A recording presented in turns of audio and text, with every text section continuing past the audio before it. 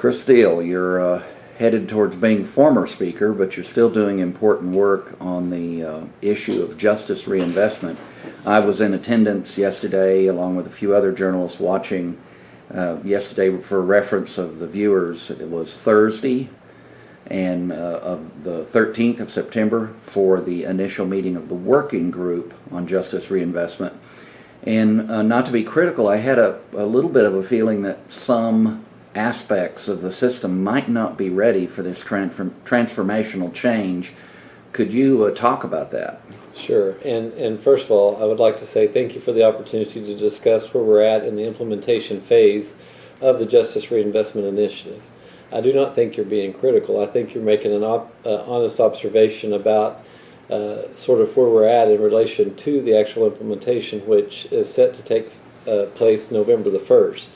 It was very obvious with our working group yesterday that we have a lot of work yet to do, particularly within the Department of Corrections and the Department of Mental Health, to really make sure that we are where we need to be in implementing the law that was signed into effect. And so what we've done, and the purpose of the working group, is to foster communication and collaboration and education on where we're at so that we can make sure and pull together and work together to make sure that the Justice Reinvestment Initiative is indeed successful.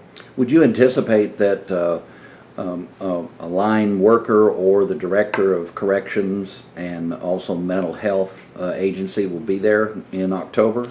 I sure hope so. I will tell you that I've had direct communication with both Director Jones and Commissioner White, Director Jones being in charge of the Department of Corrections and Commissioner White being in charge of the Department of Mental Health and Substance Abuse Agency.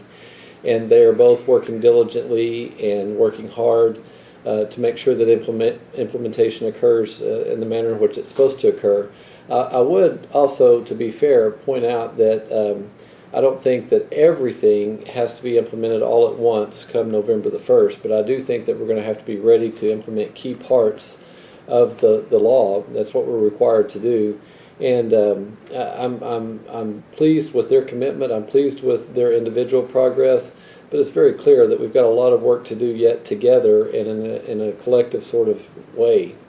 30 seconds or so, the rationale behind this legislation, which I've covered extensively, but let's assume someone wants a 3-sentence summary of why this is important to Oklahoma.